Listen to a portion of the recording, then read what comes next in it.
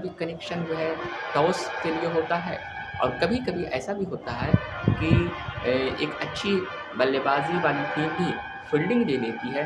तो क्या इसके रीज़न होते हैं? तो कहीं न कहीं पिच का क्या इम्पैक्ट पड़ता है शुरू में बैटिंग लेने या बॉलिंग पर, आज हम एक बेहतरीन दिलचस्प वीडियो लेकर आए हैं। और उम्मीद है कि ये वीडियो आप लोगों के लिए काफ़ी बेहतरीन होगा, क्योंकि आप लोग जो है पिच इम्पैक्ट के बारे में बहुत कम जानते हैं और आप लोगों में ये उत्सुकता रहती होगी। तो आज हम पिच इम्पैक्ट का, पहले बैटिंग लेना या बॉलिंग लेना, किस तरह से असर होता है, एक बेहतरीन वीडियो को एंड तक ज़रूर देखिएगा।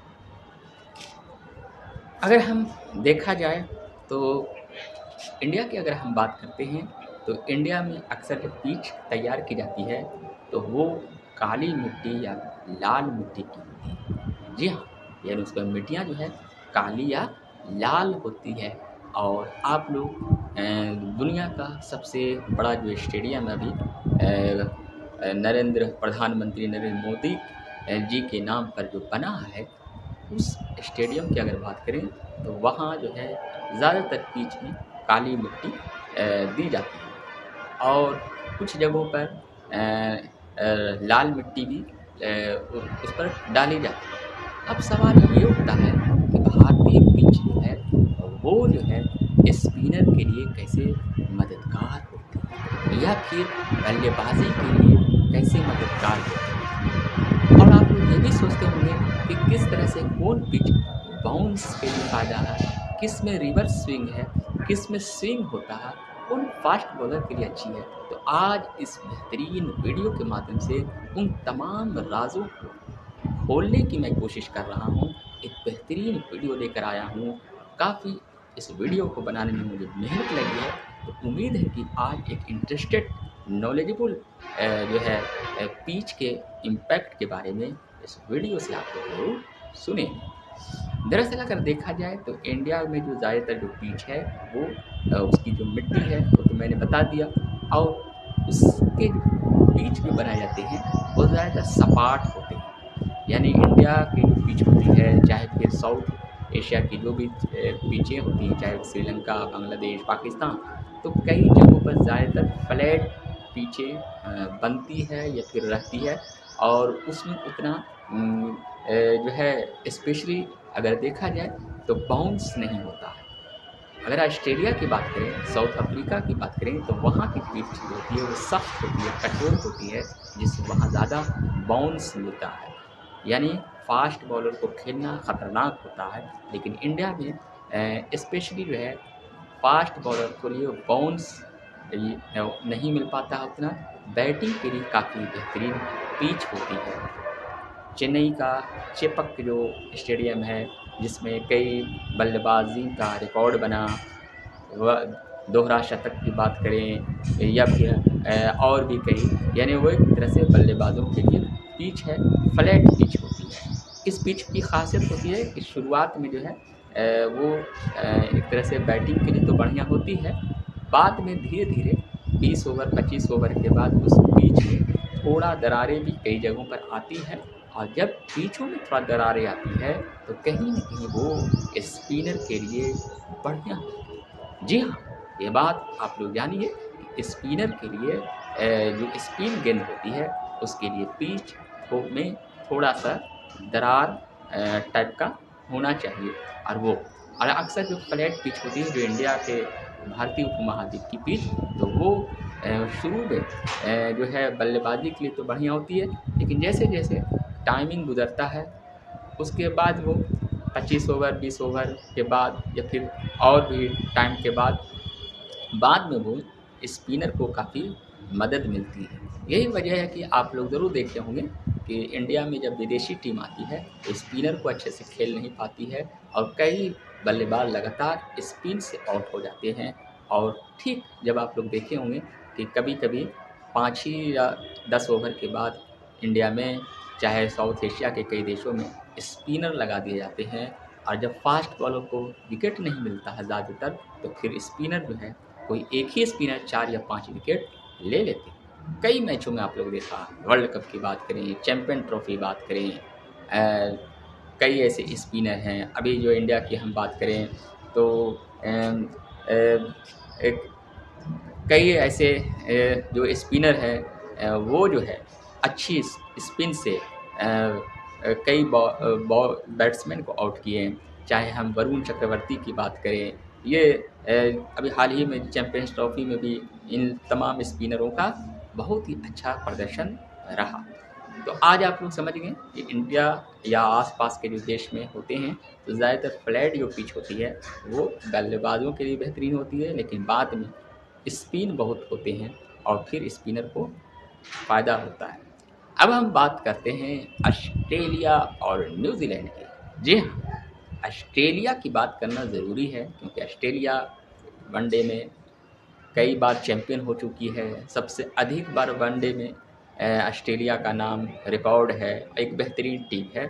तो ऑस्ट्रेलिया जब कोई भी टीम जाती है, खासकर इंडिया की टीम हो चाहे भी जो या फिर जिस टीम का आप लोग सपोर्ट करते हैं, तो वो जब ऑस्ट्रेलिया जाती है तो आप लोग ज़रूर सुने होंगे कि काफ़ी बाउंस वहाँ है, काफ़ी उछाल है और काफ़ी बल्लेबाज को दिक्कत हो रही है। यानी इंडियन उपमहाद्वीप में जो बल्लेबाज होते हैं उसके लिए ऑस्ट्रेलिया में बैटिंग करना काफ़ी कठिन है, ख़ासकर फास्ट बॉलर की। और ऑस्ट्रेलिया या फिर अफ्रीका या न्यूजीलैंड, वो जब टीम इंडिया में आती है, चाहे बांग्लादेश, श्रीलंका या फिर पाकिस्तान, तो यहाँ जो है उसे स्पिन खेलना मुश्किल होता है क्योंकि वो लोग ज़्यादातर जो है वहाँ की जो पिच है वो फ्लैट नहीं होती है और स्पिनर का खेलने का अनुभव उनका कम होता है। एक दो ऐसे स्पिनर इंटरनेशनल पर भी अच्छे हुए, चाहे हम शेरवान की बात करें, ऑस्ट्रेलिया के जो शेरवान जो थे वो बहुत ही अच्छी स्पिन करते थे, बेहतरीन स्पिनर थे। तो वो चीज़ कई विदेशों में भी स्पिनर हुए, लेकिन स्पिन का अनुभव जो है वहाँ विदेशों में उसी तरह से नहीं हो पाता उतना जितना भारतीय टीम, भारत महाद्वीप की जो टीम है वो जो है ऑस्ट्रेलिया में खासकर जो है फास्ट बॉलर से परेशान रहती है। तो इसकी जो वजह है वो ये आज हम बताने की कोशिश कर रहे हैं। वीडियो को एंड तक देखिए अगर आप लोग क्रिकेट से दिलचस्पी रखते हैं और क्रिकेट से साथ साथ एक नॉलेजफुल वीडियो है ये, तो वीडियो को पूरा ज़रूर देखिए। दरअसल अगर हम बात करें ऑस्ट्रेलिया की, तो ऑस्ट्रेलिया में जो मिट्टी है वो जो है कठोर मिट्टी होती है। जी हाँ, ऑस्ट्रेलिया में खासकर मेलबॉर्न हो या फिर जो है और कई जगहों पर जहाँ मैच होते हैं वहाँ की मिट्टी कठोर होती है और वो जो कठोर होती है वो तेज़ बाउंस के लिए काफ़ी बेहतरीन होती है, काफ़ी उछाल होता है।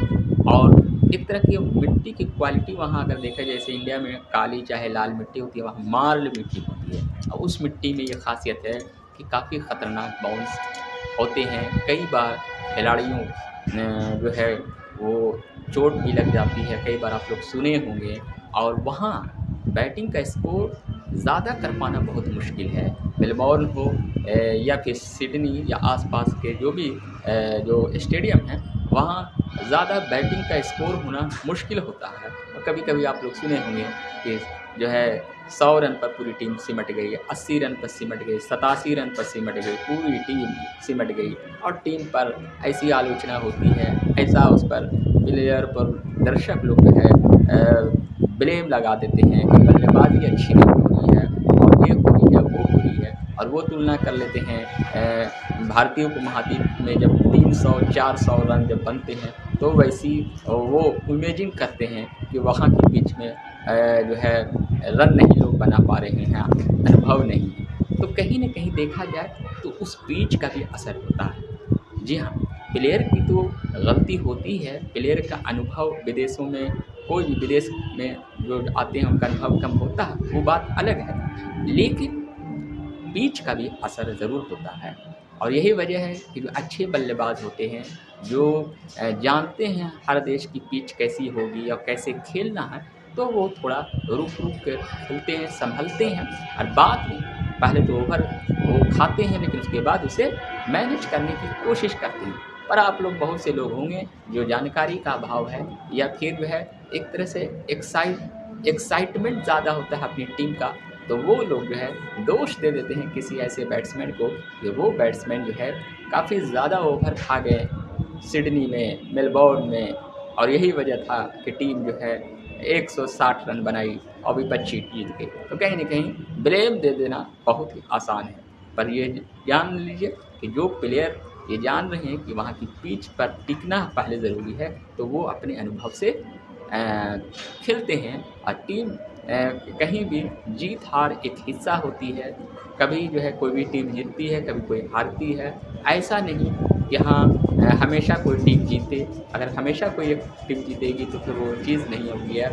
खेल जो है जीत हार का होता है, इसलिए दर्शकों लोगों को भी एक पेशेंस रखनी चाहिए। और जो प्लेयर जो दर्शक क्रिकेट में जानकारी रखते हैं वो हर स्थिति हर चीज़ को समझते हैं और इस बात के लिए होते हैं। हाल ही में चैम्पियन ट्रॉफी में मेज़बान पाकिस्तान की टीम की जो शर्मनाक हार हुई, तो उसकी आलोचना हुई, हर देश में होती है। और एक तरह से दर्शक लोग जो प्लेयर लोग को एक तरह से हार की जिम्मेदारी देते हैं, वो कहीं तक सही भी है, क्योंकि पूरा जो है उसकी तैयारी होती है और उस पर एक जिम्मेदारी होती है, पर कई चीज़ निर्भर भी होता है, कई चीज़ डिपेंड भी होता है।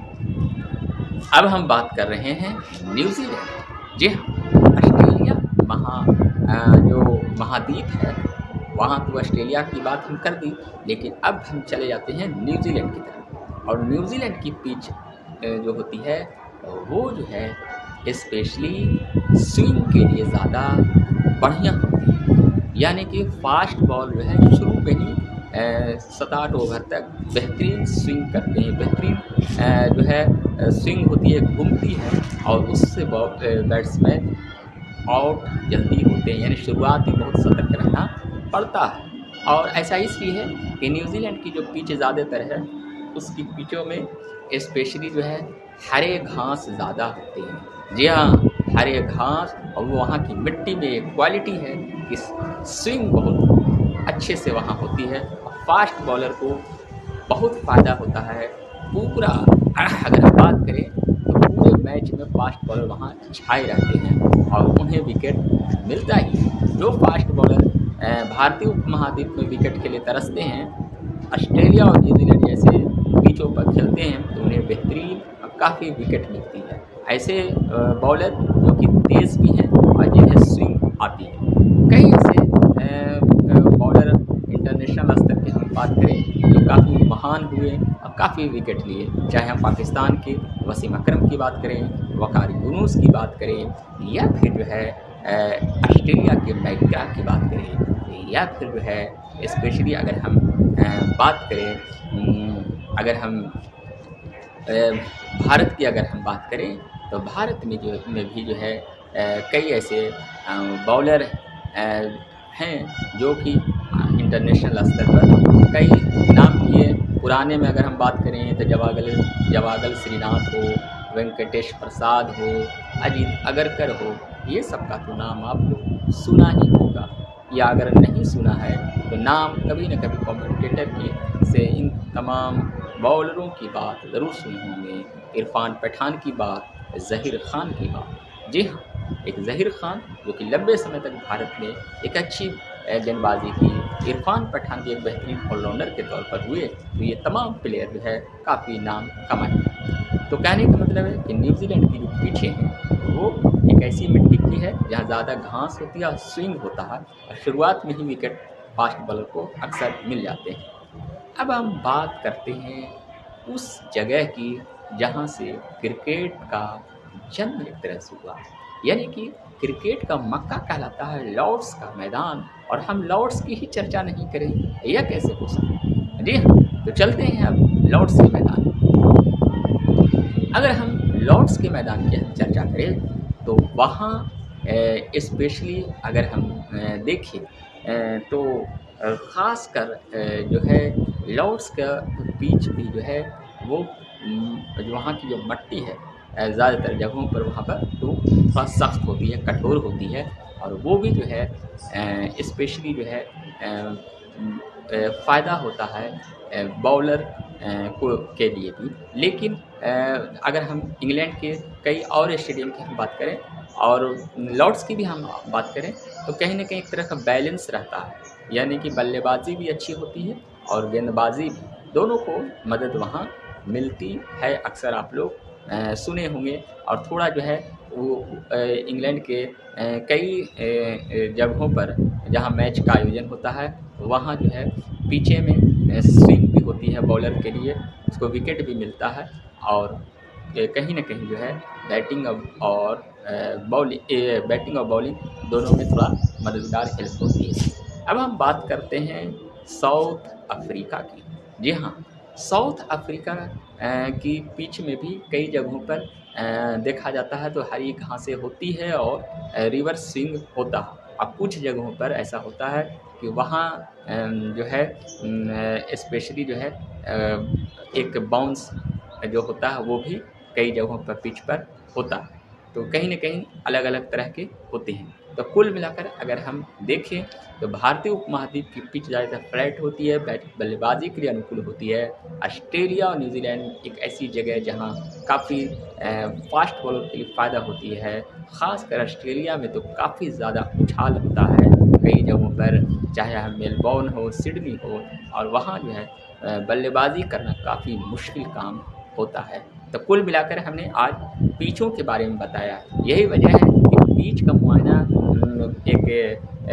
किया जाता है और उसके बाद उसी अनुकूल जो है बहुत बार कैप्टन डिसीज़न लेते हैं कि पिच में बाद में इसमें दरारें आएँगी और बाद में जो है स्पिन के लिए फ़ायदा होगी, या फिर मान लिया पिच एकदम फ्लैट है, बल्लेबाजी के लिए बढ़िया है तो टॉस जीतकर पहले बल्लेबाजी लोग कर लेते हैं। या फिर अगर देखा जाए कि थोड़ी 5-6 ओवर के बाद इसमें स्पिन की मदद मिलेगी, तो अगर उसके पास स्पिनर 3-4-5 तो है तो वो एक तरह से गेंदबाजी ले लेते हैं। तो कहीं न कहीं कभी-कभी ऐसा होता है कि उनका डिसीज़न जो है उल्टा भी पड़ जाता है, क्योंकि सिर्फ पिच के आधार पर डिसीज़न लेना सिर्फ डिपेंड नहीं है, बल्कि पिच का अनुमान तो लगाना ज़रूरी है ही, साथ ही टीम के पास कौन चीज़ मज़बूत है, मतलब उसकी क्षमता बल्लेबाजी में ज़्यादा है कि गेंदबाजी में ज़्यादा है। और अगर मान लिया पिच के अनुकूल उनके पास क्षमता है, यानी अगर पिच स्पिनर को मदद कर रही है, उनके पास 3-4 अच्छे क्वालिटी की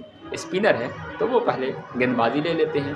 अगर पिच फ्लैट पिच है और उसमें 20-30 ओवर तक अच्छी बल्लेबाजी हो सकती है, या फिर कहा जाए तो पूरा पिच जो है बल्लेबाज को मददगार दे सकती है अगर सही से बल्लेबाजी करे और बैट्समैन उसके पास अच्छे हैं तो वो लोग पहले बैटिंग ले लेते हैं। कुल मिलाकर टॉस जीतने के बाद डिसीज़न सिर्फ पिच के आधार पर नहीं, बल्कि पिच का अनुमान तो एक पॉजिटिव उनके लिए होता ही है, साथ ही उनके टीम के प्लेयर और उनके खेलने की स्ट्रेटजी और साथ ही जो है उनके अनुकूल की कौन चीज़ बेहतर होगा, इन तमाम चीज़ों के डिसीज़न के बाद ही टॉस जीतने के बाद एक कैप्टन और उसके साथ साथ उनके कोच जो जुड़े रहते हैं, उन तमाम चीज़ों की राय लेने के बाद वो लोग डिसीज़न लेते हैं। और कभी-कभी जो है एक बड़े इवेंट में उनका डिसीज़न से जब टीम हार जाती है तो कहीं न कहीं दर्शक लोग या आम लोगों से ज़रूर ये सुनने को मिलता है